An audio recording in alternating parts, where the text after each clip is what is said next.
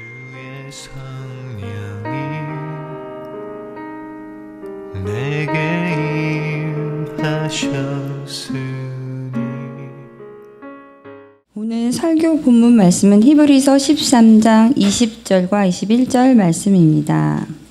양들의 큰 목자이신 우리 주 예수를 영원한 언약의 피로 죽은 자 가운데서 이끌어내신 평강의 하나님이 모든 선한 일에 너희를 온전하게 하사 자기 뜻을 행하게 하시고 그 앞에 즐거운 것을 예수 그리스도로 말미암아 우리 가운데서 이루시기를 원하노라. 영광이 그에게 세세 무궁토록 있을지어다. 아멘. 오늘의 본문의 말씀에서 하나님께서는 이미 행하신 일, 예수 그리스도를 통하여서 이미 행하신 일과 또 그의 사람들에게 예수 그리스도를 통하여 행하실 일들에 대해서 말씀해 주십니다. 하나님께서 이미 행하신 일은 그 그리스도를 죽은 자 가운데서 부활하도록 하신 것이라고 말씀합니다. 그리고 오늘 본문에서 보니 그 부활하신 예수님은 양들의 큰 목자였다라고 말씀하십니다. 큰 목자이신 예수님, 그분이 바로 양들의 주인이라는 말씀입니다. 그분을 하나님께서는 언약의 피로 다시 살리셨다라고 말씀합니다. 곧 부활하게 하심이 다시 죽음이 있는, 다시 사망이 있는, 다시 살아났지만 다시 죽을 수밖에 없는, 그래서 죄의 권세에 얽매여 있는 그러한 부활이 아닌, 단기적인 효과가 나타난 그런 부활이 아닌, 다시 파괴가 되는 그런 부활이 아닌 영원한 언약의 피로 다시 살리셨고, 또한 그렇게 그 안에서 이루어진 예수님의 부활은 영원하다라고 말씀하는 것입니다. 예수님께서 부활하셨음은 그 바울의 말대로 500여 형제들에게 일시에 보이신 그 육체의 부활이었습니다. 예수님의 부활은 다락방에서 그 의심 많은 도마에게서조차 자신의 손에 그리고 옆구리에 손을 넣어보라고 말씀하시면서 실체로 나타나신 그 부활을 알려주신 부활이었습니다.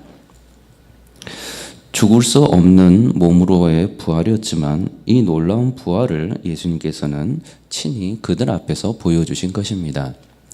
죽은 자가 살아난 그 모든 역사들은 성경에 여러 차례 기록이 되어 있고, 심지어 예수님께서도 친히 그런 죽은 자를 살리신 능력까지 보여주셨습니다. 죽은 나사로를 살리신 사건이 있었고, 과부의 죽은 아들을 살리신 사건도 예수님께서 친히 행하신 사건입니다. 그러나 예수님께서 보여주신 그 부활의 몸은, 그 부활하심은 이러한 죽은 자가 단순히 다시 죽을 수밖에 없는 죄에 얽매여 있는 그 죽음이 있는 상태의 그런 부활과는 전혀 다른 것을 우리에게 알려주십니다. 예수님 스스로 요한복음 11장 25절에서 나는 부활이요 생명이니 나를 믿는 자는 죽어도 살겠고 라는 말씀을 친히 하여 주셨습니다.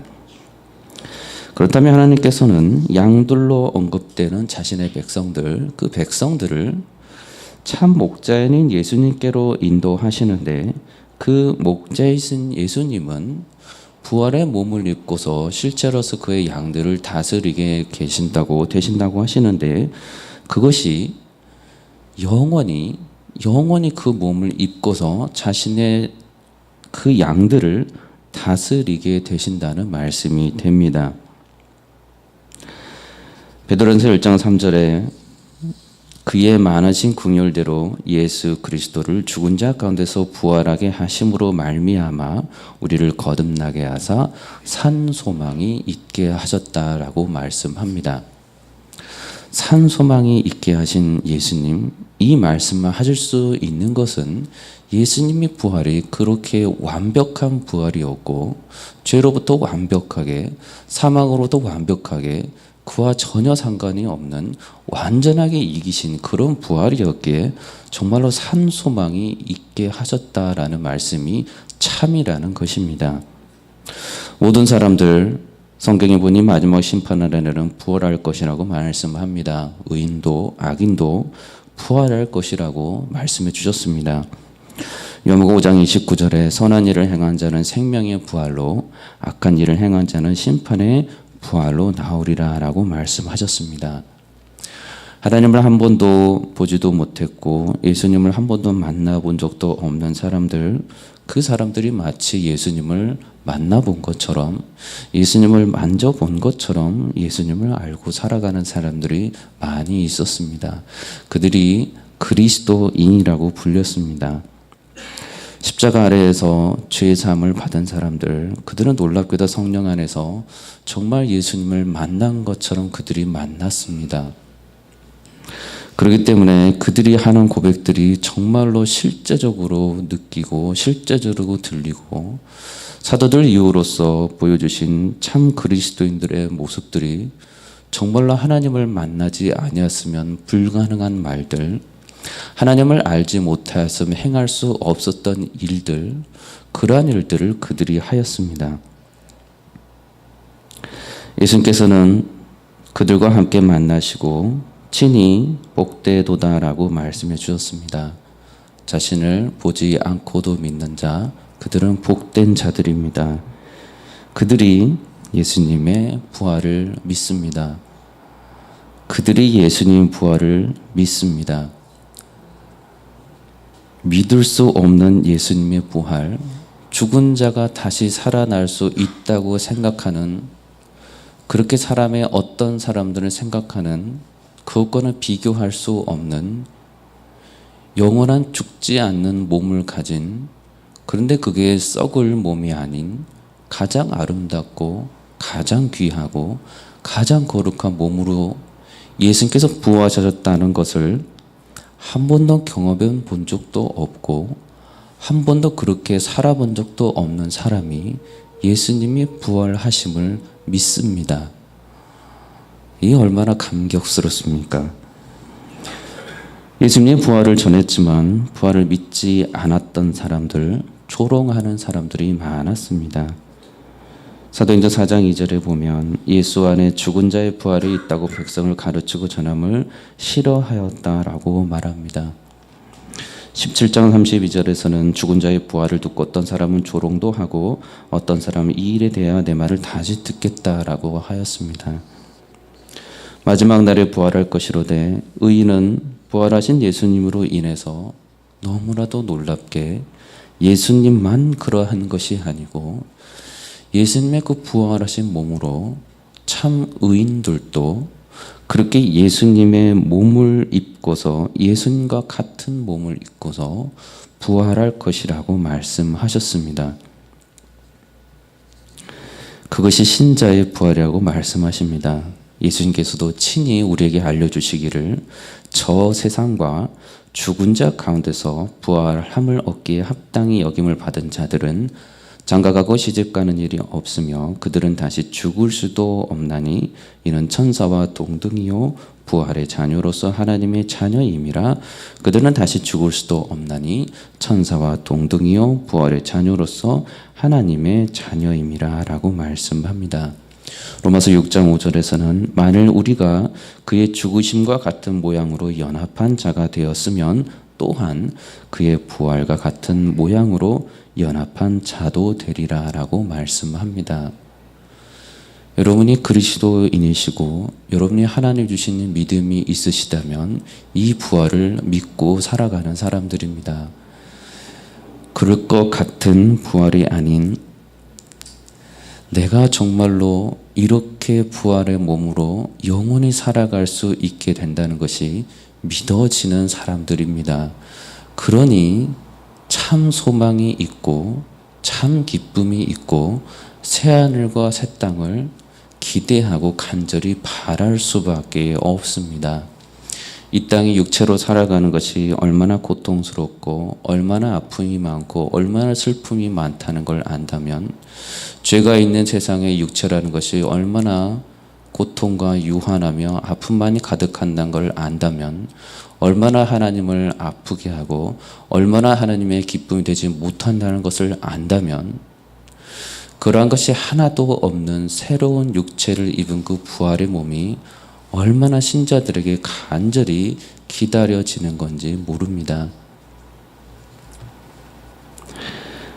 그러나 하나님께서는 그 이상의 참 귀한 것을 우리에게 알려주셨는데 그러한 부활의 몸으로서 살아가야 할 방향과 삶의 길과 그러한 모든 의미들을 우리에게 분명하게 알려주었다는 말씀입니다. 몸은 살아났는데 그래서 영원히 살 수 있는데 이제는 죄도 없고 이제는 그 가운데 거룩함만 있는데 무엇을 해야 될지를 알려주지 않는 삶이라면 어떻게 살아야 될지를 알려주지 않는 삶이라면 어떻게 길을 가야 될지 알려주지 않는 불멸의 삶이라면 그것이 무슨 의미가 있겠습니까? 100년을 사는 것도 아니고 5,000년을 사는 것도 아니고 1억 년을 사는 것도 아니고 영원히 살아가는데 영원히 살아가는 그 방향과 목적과 길을 모른 채로 영원히 살아간다면 아무리 죄가 없이 살아가고 아무리 거룩함을 입은 채로 그렇게 죄 없이 살아가는데 그렇게 어떤 방향성도 목적도 없이 살아간다면 그것이 어찌 축복일 수 있겠습니까? 그것은 아무런 생각 없이 그저 죄를 짓지 않고 살아가는 로봇과 같은 삶입니다. 감사하게도 하나님께서는 그러한 삶을 우리에게 주신 것이 아니고 참된 목적이신 예수 그리스도를 바라보며 영원히 그 안에서 성령 안에서 기쁨을 누리며 하나님께 참 영광을 올려드리는 것이 가장 귀하고 즐겁다라는 것을 그 신자들에게 영원한 불멸의 몸으로 부활하게 될 그 신자들에게 알려주시고 이미 약속해 주셨다는 것입니다. 그렇기 때문에 안심하고 두려워하지 않고 이 부활을 기다릴 수가 있습니다. 예수 그리스도 그분을 우리의 부활하신 그 몸을 주신 후에 어떻게 살아야 될지를 알려주신 유일하고도 참 목표로 우리에게 알려주셨습니다. 새하늘과 새 땅에서 우리는 예수 그리스도를 지금 이 땅에서 그렇게 그리워하고 그렇게 소망하고 그렇게 연합하는 것과는 비교할 수 없을 정도로 영원히 거룩한 상태에서 그리스도 연합하기를 더욱더 간절히 사모하며 살아가게 될 것입니다. 오늘 말씀해 보니 그것을 너희들에게 모든 선한 것을 갖추게 하셔서 하나님 그분의 뜻을 행하도록 하신다라고 오늘을 통해서 알려줍니다. 그리고 우리 안에 예수 그리스도를 통해서 하나님께서 보시기에 기쁨이 되시는 것을 우리 안에서 하나님이 행하고 계신다라고 말씀합니다. 그러니 걱정이 안 됩니다. 선한 일을 하다가 내 에너지가 고갈돼서 못하면 어쩌지? 내가 영원히 살다가 거룩한 가운데 수억만 년을 거룩하게 살다가 내가 거룩하지 못하게 되면 어떻게 하지? 내가 영혼에 가까운 시간을 살다가 그 어느 한순간이라도 내가 죄악된 생각, 그 마음을 품게 되면 어쩌지라는 생각을 할 필요가 없는 것이 하나님께서 그의 사람들에게 성령을 주셔서 그들이 이 땅에서 생명을 가지고 있을 때부터 친히 그렇게 거룩함을 만들어 가시며 부활의 몸으로 영원히 살아가게 될 그 시간에조차도 하나님께서 친히 그의 사람들에게 거룩함을 예수 그리스도를 바라보며 이루어 가게 하신다는 말씀입니다. 그러니 얼마나 감격스럽습니까? 인간의 유한함을 알고 인간의 그 죄악됨, 그 더러움을 알고 있다면 이 은혜가 얼마나 큰지, 그래서 성경은 이것을 기록하도록 하셨고 이것을 그의 사람들, 신자들이, 성도들이 듣도록 하신 것입니다. 그것을 아는 사람들, 이러한 사실을 아는 사람들, 이것이 정말로 하나님의 참 뜻이었다는 걸 아는 사람들, 알기 때문에 하나님과 예수 그리스도를 성령 안에서 무한히 찬송과 영광과 감사를 올려드릴 수밖에 없습니다. 왜 그렇게 그리스도인들은 찬양이 많으며 왜 이렇게 새하늘과 새 땅에서 보여준 요한계시록에 나오는 그 천군 천사의 모습은 언제나 여호와를 찬양하는 모습이고 어린 양 예수 그리스도를 그토록 노래 부르는 모습입니까? 그들 마음속에 그렇게 계속해서 가장 좋은 분 예수 그리스도를 사모하고 사랑하는 마음을 하나님께서 친히 주시기 때문에 가능한 모습들입니다. 그렇기 때문에 새하늘과 새 땅에서는 하나님을 찬송하고 그리스도를 영광스럽게 높이는 일들이 단 한순간도 끊이지 않을 것입니다. 그분의 말씀에 귀를 기울이고 그분의 진리를 듣고자 하는 그 모습이 단 한순간도 끊어지지 않을 것입니다.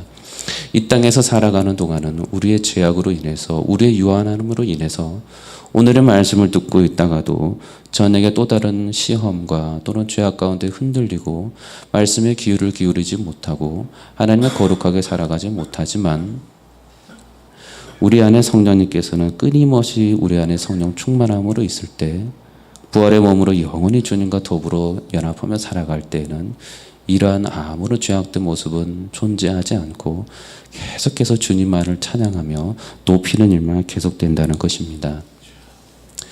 세상은 그렇게 모든 것을 할 수 있는 참 귀한 것을 할 수 있는 기회를 주어질 때마다 하나님처럼 살아가지 못합니다.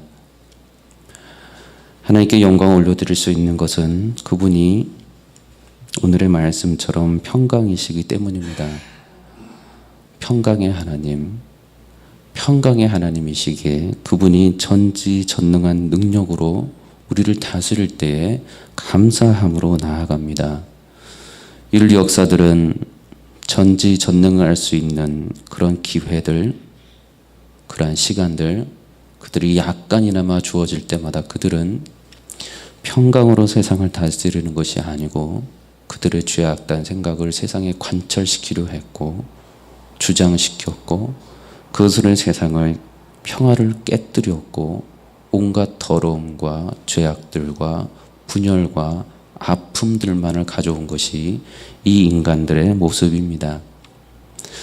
저와 여러분들도 그리스도 안에서 하나님의 그 평강 가운데 하나님의 거룩한 가운데 살지 아니하면 예전보다 내게 더 좋아진 평안, 예전보다 내가 더 좋아진 능력, 이것을 가지고 하나님을 위해서 사용하지 아니하고 내 자신의 뜻과 내 자신의 유익을 관철시키려고 더 많이 사용하게 되는 유혹을 받게 될 것입니다.